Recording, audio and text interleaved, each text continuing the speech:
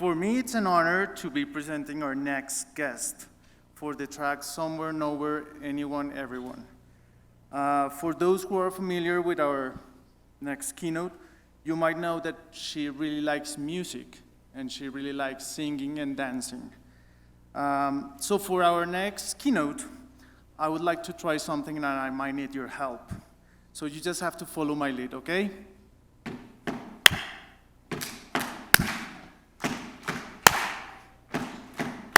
She's inspiring all the world with as an Afro leader. She has come to Bogota to blow out of minds. She's got the anthropology in her veins, decolonizing design. Please welcome Dori Tunstall.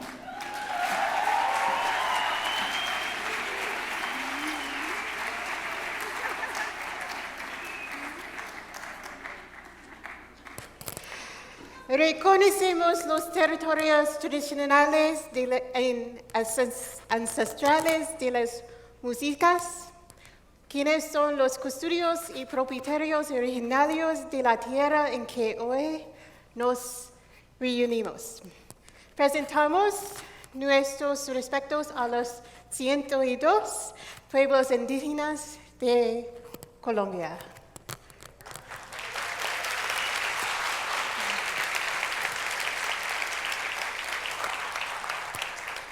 Hi, I'm Dori Tunstall. That was the best introduction ever. No one else will be able to compare. I just want to talk a little bit about this. So this is Indigenous acknowledgement, and it's something that I do everywhere that I present, which is really fun because it's a way of learning a little bit of, I have to do a little research to learn a little bit about the places that I'm going to. It's really important in terms of what I'm going to be talking about today, which is respectful design in the context of decolonization within the context of Canada. So again, I'm the Dean of the Faculty of Design at OCAD University. OCAD University is the oldest and largest art and design institution in Canada. It is the third largest art and design institution in North America. And as dean, I'm the first Black and Black female dean of a faculty design anywhere in the world.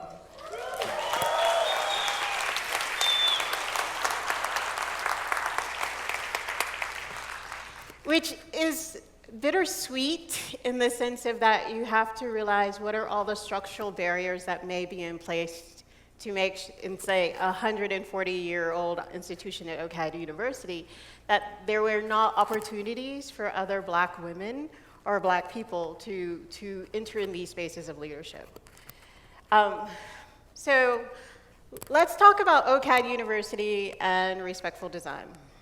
So OCAD University is deeply, deeply implicated in colonization.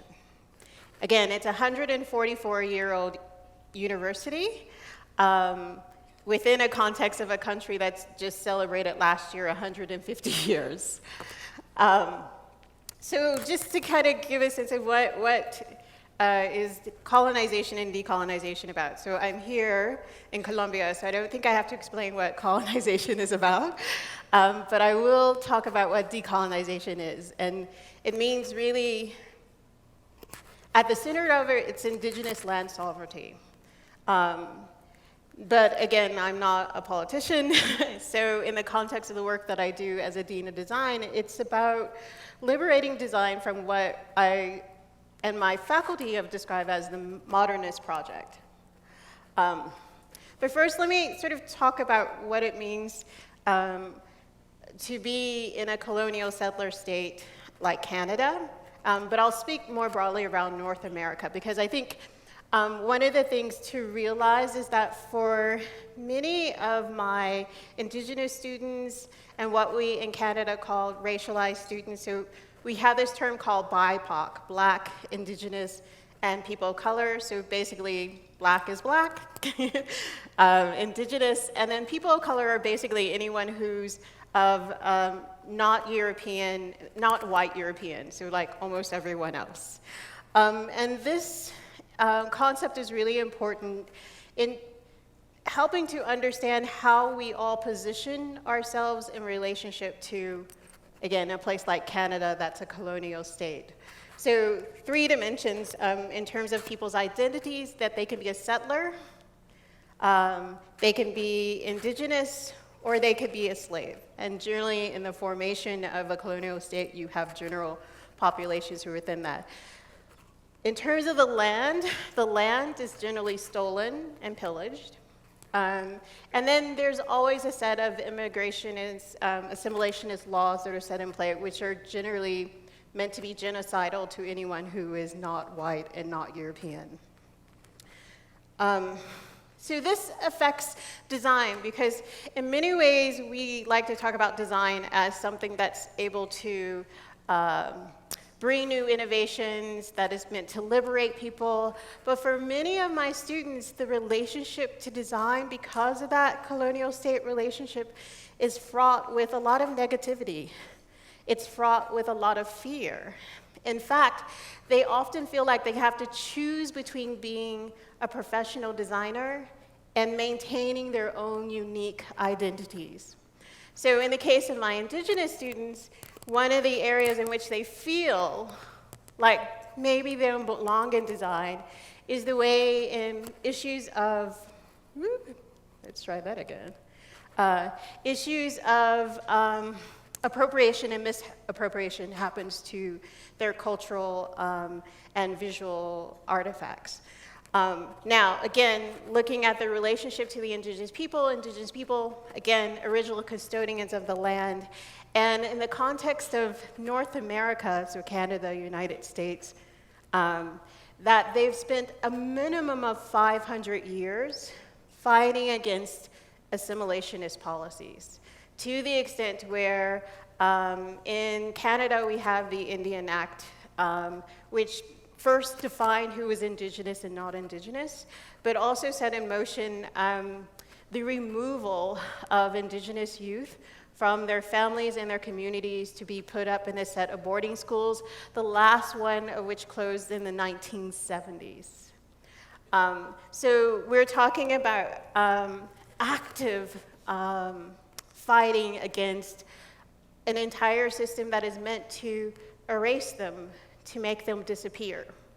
So the issues of like use and assimilation, of use and misuse of indigenous material and visual culture is within that context of tremendous sense of loss. And we have many indigenous faculty members at OCAG University, which I'll talk about later, and what they talk about is that in a context in which you've lost your language, you've lost your cultural practices, the small bits of, let's say, visual culture, whether that's a tattoo or whether that's a certain pattern, that those things are in many ways the few things that they have left in which to root their sense of identity.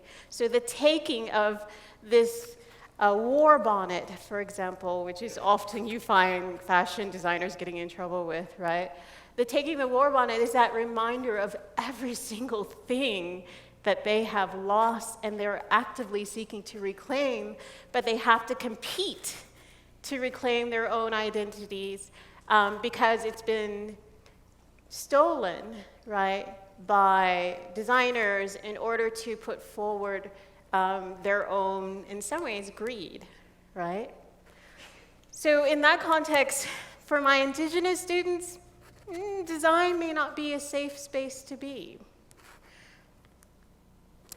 Now, again, I'm Black, so I've been particular interest the way in which design has been particularly harmful to the Black community. So again, just the context of Black identity.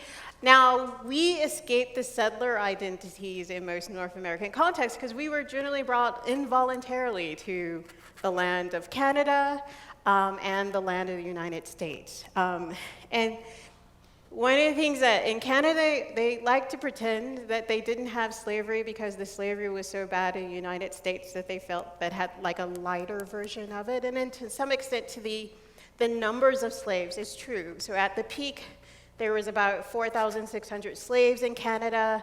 Actually about, I think it's 2,700 of them were indigenous, and then the rest were actually black. But for those 1,400 black, life in Canada was tremendously horrible and awful, and they tried to escape every single day that they can, to the extent that they actually, in one case, may have actually burned down or attempted to burn down the city of Montreal. So there isn't a lighter, better sense of slavery. It's the most degrading thing that you can do into another human being. In this sense, one of my least favorite inventions is the cotton gin. The cotton gin was developed by Eli Whitney in 1793. He received his first patent. And what a cotton gin does is that in cotton, you have to remove the seeds, right, to be able to use it. So in this case, he had to invent a machine that removed the seeds, and basically it was a process that would take like days and weeks for like humans to do it. So within this invention of this machine, this innovation, it was reduced to 1 hour. Now, we love efficiency, but we also don't think about the impacts of that efficiency, or in this case, the efficiency and the outcomes were by design, because what happened is in 1790, there was about 700,000 slaves in the United States. By 1850, there was 3 million. And that jump in number is directly related to the growth of cotton production that was enabled by the ability to more efficiently remove the seeds from cotton. And again, this is by design. He knew this is what was going to happen, and he was looking forward to the profits that he would be able to make from this innovation. So sometimes I have a lot of difficulty convincing my black students why they should stay in design.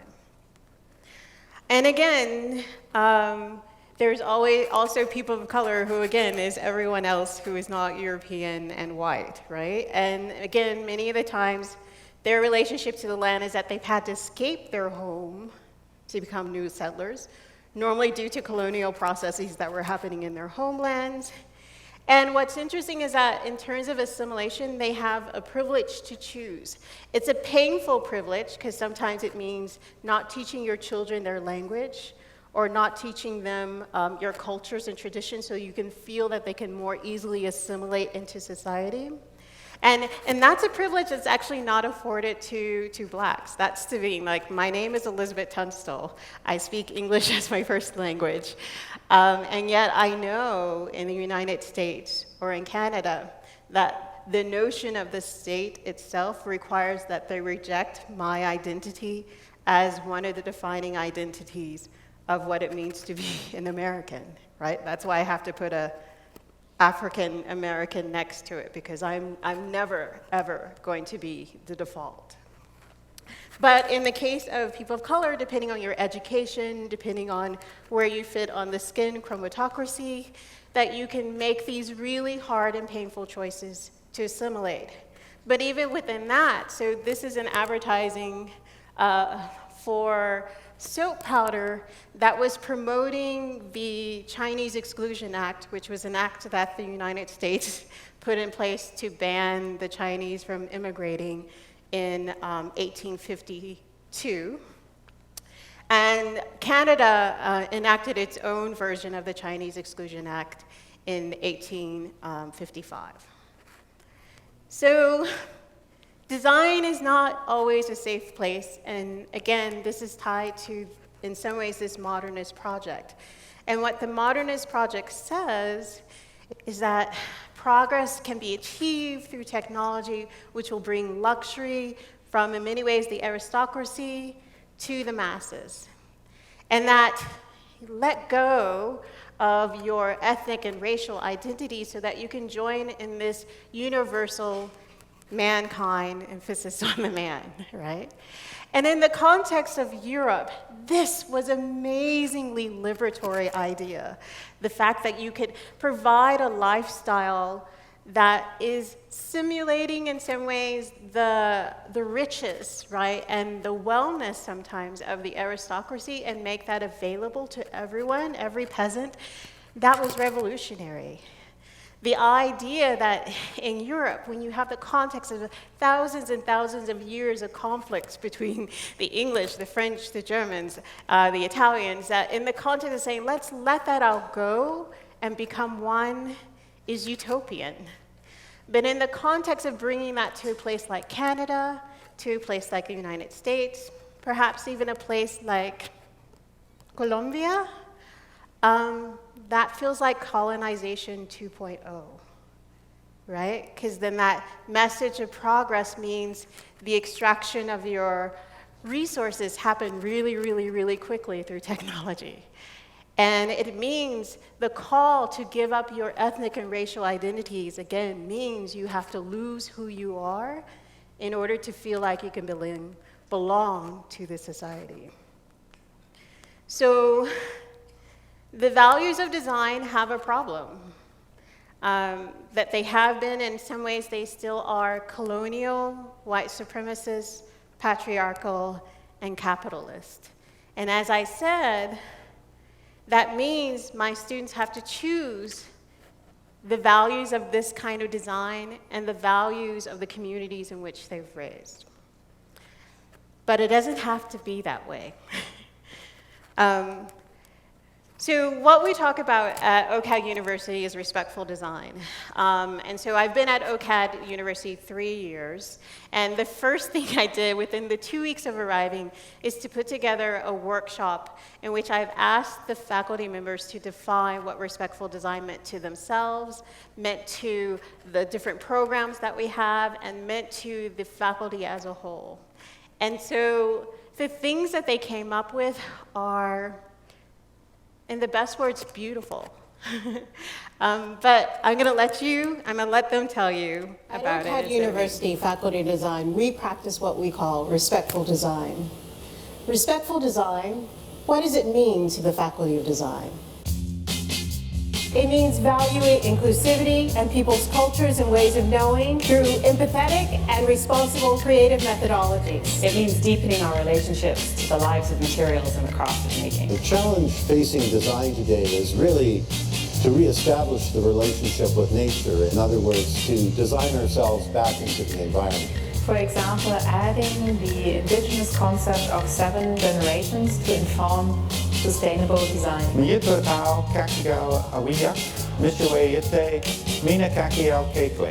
Good design takes a certain amount of humility. We have to recognize that we can do harm as well as good. It's about need over want. Respectful design means acknowledging different values, different manners of production, and different ways of knowing. The widest possible range of diversity with respect to ability, language, culture, and beyond. Designing futures with inclusion and belonging for everyone.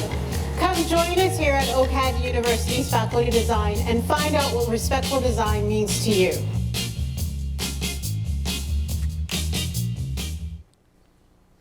They told you I loved music, right? So what I'm going to do now is kind of switch a little bit. So I've had you generally feeling pretty depressed about the state of design. But I'm going to walk you through some of the work that my faculty are doing because it is the best way to show, for me, what is possible through design, just by changing our understanding of what design is and what it can mean to our very diverse students. So we talked about design means valuing inclusivity, people's cultures and ways of knowing. So I would like to introduce to you Howard Monroe.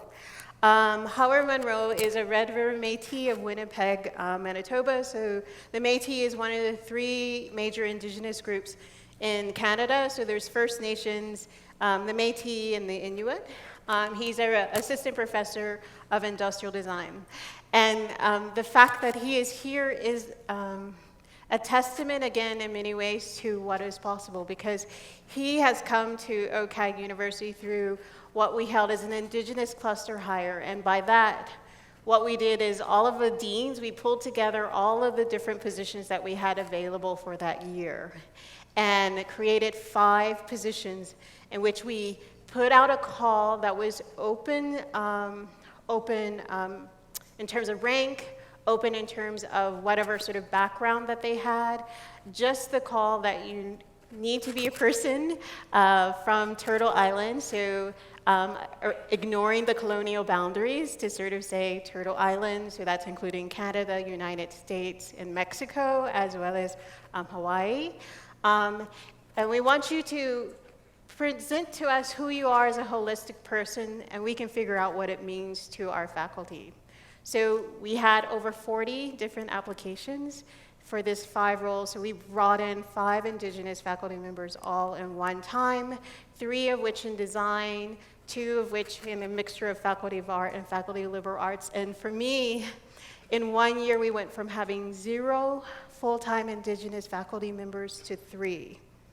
And in the short time that they've been, because this is only their beginning of their 2nd year, they've been performing miracles, like Howard.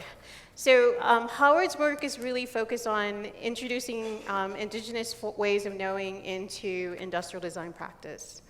Sorry for the English translation. And it's really about reformulating in some ways the process of design so that the basis is not sort of European modernist project as I talked before, but it's actually deeply embedded in Indigenous knowledge, which in his case, it's like, you know, the first sunglasses were created by the Inuit in about maybe 35,000 BC. So let's talk about the long history of designing and making. In this, it's not just about defining the content of indigeneity and bringing it to the fore, but changing, again, the underlying principles and values. So what he's been doing is reframing the design process so that it aligns with the 7 grandfather teachings. And the 7 grandfather teachings is part of, mostly known for us, the Anishinaabe, which is a First Nation, one of their knowledge systems around how you teach each other to build good relationships with everything in the world. So I'm not going to go through all of that because part of respectful design is understanding what stories you can tell and you can't tell. And since this is actually Howard's work, he's given me permission to give you a little bit of a taste of it. But if you want to know more, you're going to have to invite him to come and talk about it. But what he's done is that, so respect is one of the 7 grandfather teachings, and he's aligned it in this case to the analyze and research phase of, again, like a 7-phase design process. And in that, again, if we think about respect, respect is about knowing where you are positioned in relationship to everything else around you. And so research should be that same process of knowing where you are positioned in relationship to what others may know, right? And may that be people, that might be a tree, that might be the earth itself. The idea is that you have to first know what your relationships are and respect the knowledge that others may have about how a system works as part of your design process. And for me, what's exciting is that to think about in 5 or 10 years, students go around saying, like, you know, because students are always complaining about the design process, like, oh, how did you feel, you know, when you did your research presentation? They won't be saying that. They'll be saying, how did you do with the respect phase? And that's a huge shift because these 7 grandfather teachers are not about the outcomes of what gets produced for design, but how does it affect your internal cultivation of who you are as a human being? So again, removing that sense that as a designer, there's something I do, and as an identity, there's something I have. It's saying we can bring those things together. Again, we talk about design, futures of inclusion and belonging for everyone and everything. So this is, let me introduce Ronnie Lee. She's a Canadian of Chinese heritage, also another assistant professor of industrial design. And the work that she's doing is this project called Relocation. And so What she's done is she's taken the classroom out of OCAD University and put it directly within community. So she's working with the Toronto Centre for Community and Learning Development in Regent Park. And what she's done is every week the students meet at the center, working with a group of mostly Syrian recent refugee women who are part of a sewing circle. And together they are learning from each other. What they're learning is that the students are learning how to sew. Because for some reason these days, students don't come out of 12th grade with great skills in sewing. So the women are teaching the students how to sew, and the students are working with the women to develop ideas for new products that they can then sew and sell in their stores. And again, this is just an amazing shift for the students who begin to think about themselves as a different kind of designer, right? A designer that's deeply embedded in community, a designer that has humility, again, to the knowledge that others may have and bring those in exchange, and a designer who sees their role of not, let's say, becoming the next design rock star, perhaps, but seeing themselves as an important part of community building, community supporting, identity supporting, with community, not just for community. So the last thing I'll talk about is how in design we have to remember that we have the power to do good as well as bad. So this is the work of Sarah Tranum. So say hello to Sarah. So she's of colonial European heritage, and she's our assistant professor of social innovation. This is one of my favorite stories to tell because it actually shows what a difference we're making. So Sarah runs, in many ways, our study abroad program for design. And in this, when I first came into OCAD, she was doing the work bringing the students to India every year. And many of my faculty with Indigenous heritage came to me and said, we hate the way this is happening. It feels so colonial. I see these pictures of like her and the students with all these like brown kids, and it just breaks my heart to see it. And because we, again, were undergoing this process of decolonization, she has done the work. So she's done the reading, she's had really hard conversations with the faculty members, she's had really difficult conversations with me, and out of that, she's come to a different understanding of what the study abroad program can be. It needs to be one where you have accountable relationships. And by accountability, we mean not going to a different place every year, but going to the same place each year so that there is a relationship. That is not just a one-way, so we figure out what are ways in which we can have members of the community come and learn something at OCAD University. So there's a sense in which the ability to step off a plane and no longer have any sort of relationship with a community is gone. And that was the part of the experience that was criticized as being more about volunteerism than really building a sustainable and accountable relationship. And so in 3 years, she's changed partners because we found it was easier to build those kind of accountable relationships with agencies and communities in Costa Rica than there was in India. Change the entire model of engagement. So there's weeks and weeks of prep work that the students have to do in order to be respectfully prepared for the kinds of community engagement that they're doing. And again, we have a deep institutional relationship now with the communities that we work with, which means they can tell us off. They can hold us accountable legally for things that we might do that might be harmful. And that is probably the most important shift, is the shift in the institution itself. And again, she's taking these same relationships to make sure that we're doing this with our social innovation projects with vulnerable communities in Toronto itself. So this is a project with Sketch. Sketch is an organization that works with homeless youth and provide them with artisan skills. And so in this project, we're working on developing the branding for a new set of products that they did. But again, there's this relationship of accountability that they can tell us when we're doing wrong and we have to respond to that. And that we're doing an exchange of knowledges, not just one way. So, leave behind. Takeaways for respectful design is, one, find out what respectful design means to you. This is what it means to OCAD University.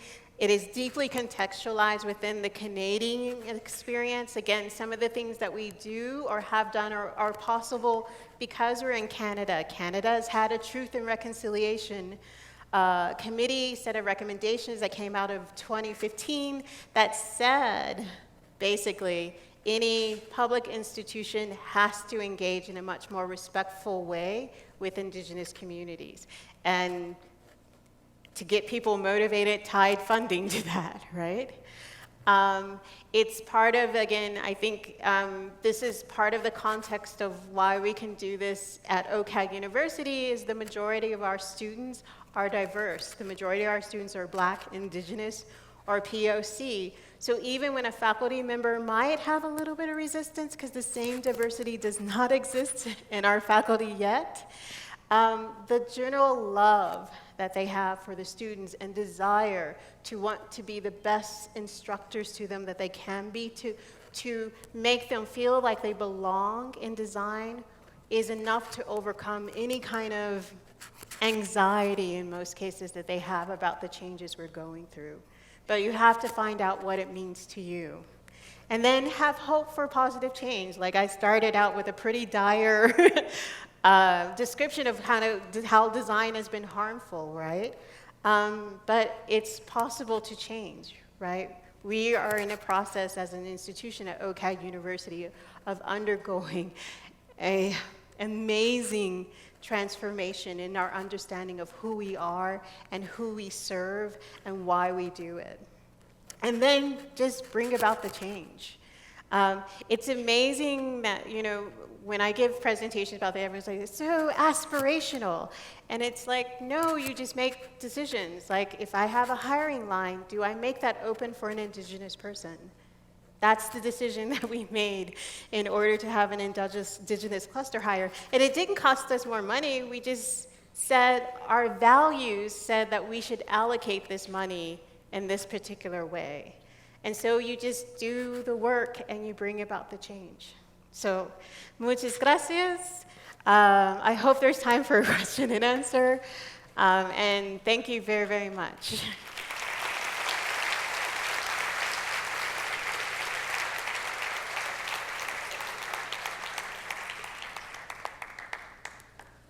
So I know there's students here, so there should be lots of questions coming. I think we're waiting for Mike. Ooh, is that me? No? Okay, I'm okay.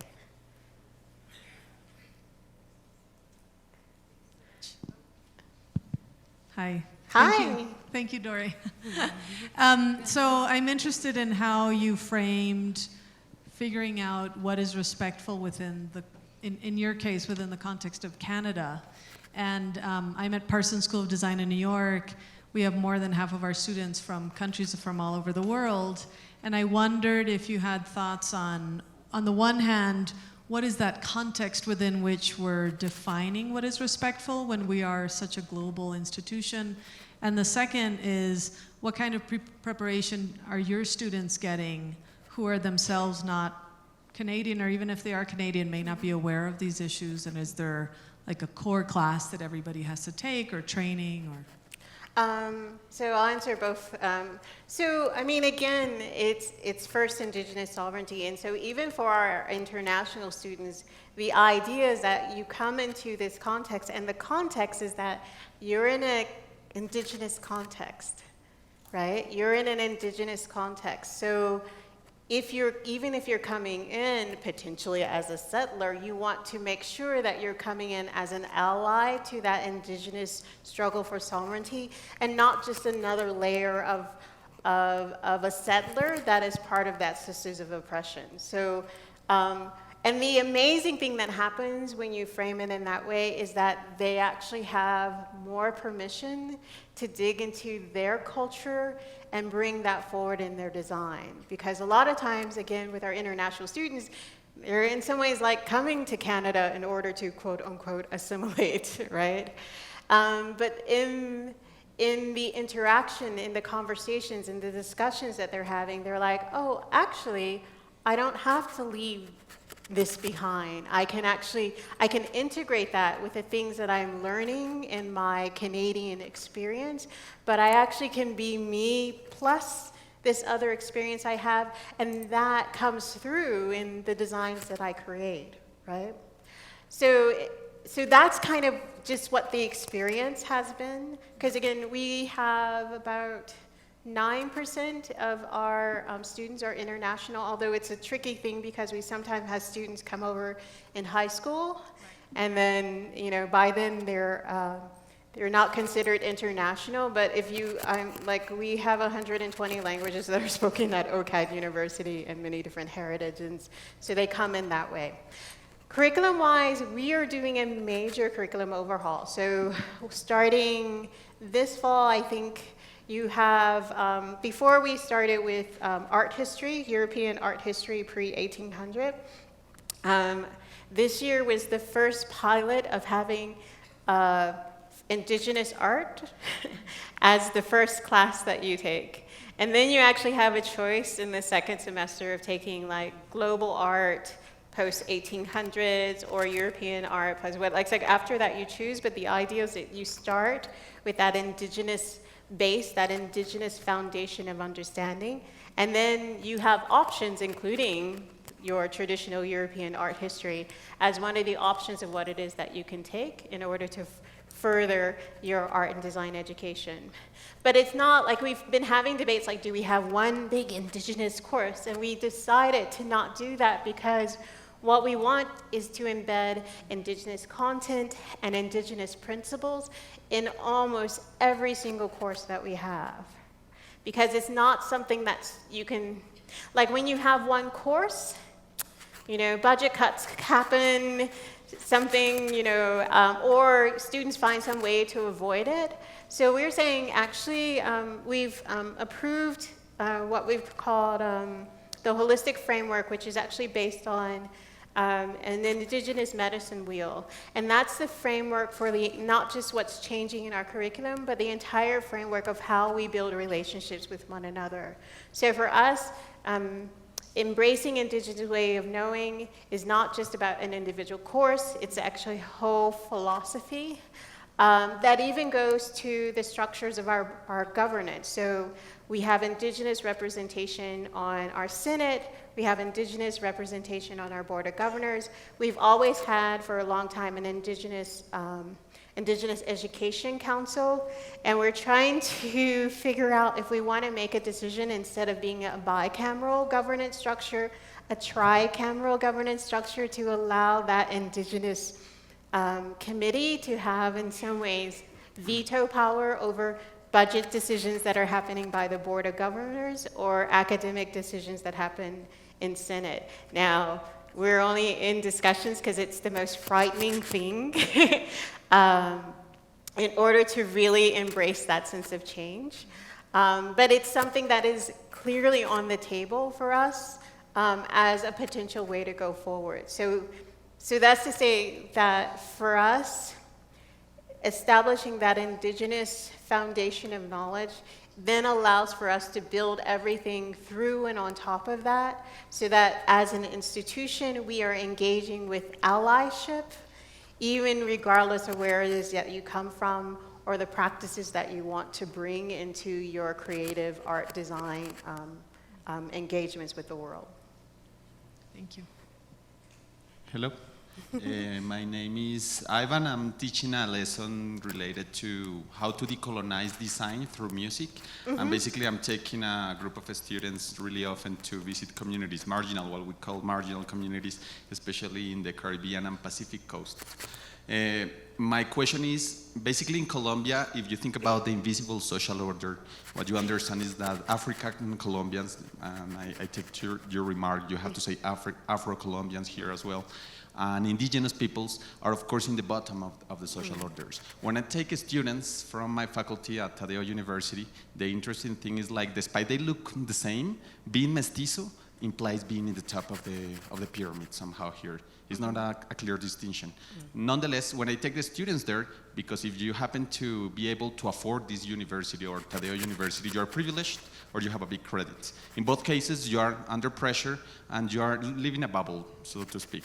So when I take my students to these places, always I face the same problem, is like people who are privileged, it's really difficult to break this sense of comfort they have, so they can empathize really deeply with what happened to these communities. And they end up, even if I was happy to see that you have the same model, I prepared my students during 6 months, like in terms of empathy, of understanding what colonization implied to this country, the fact that we speak like the language of empire right now, we would be speaking Spanish, another empire nonetheless. But when I think I happen to break this sort of shield, the students somehow replicate in the field like a colonizing behavior. For instance, thinking that because I am a designer, I know better, therefore I can tell you what you have to do in your own land. And my question for you with all this context is, what do you do like in order to bring awareness to all those who are in the center, who are privileged, not necessarily just white, as I said, mestizos as well in the case of Colombia. What are the strategies in your case? Well, probably similar to some of the strategies that you employ, just in terms of, like, again, preparation. So we make them do hard readings. We make them have really difficult conversations. They have to do an analysis, and you can find lots of exercises to kind of help people understand where they're positioned in terms of their privilege. So we run through those before we leave, right? And then a lot of it, the weight of it goes on some of the things they do. So choosing the kind of engagements that you do. So part of, like, again, some of the work that Sarah has done, some of the shift is like, okay, we're no longer going there to build a footpath or something that's well painted or whatever for the community, because that's something they can do themselves. What is it how can we structure the engagement that it makes sense for us to be there? So for example, last year in the project that they did for Costa Rica, there was part of the project that came out that the community had begun to produce these textiles. And the textiles were based on, again, patterns that they sort of are local and indigenous to the place. And so what we help them with is then the branding, because what they realized that the community wanted to do is actually to get these textiles into the local hotels.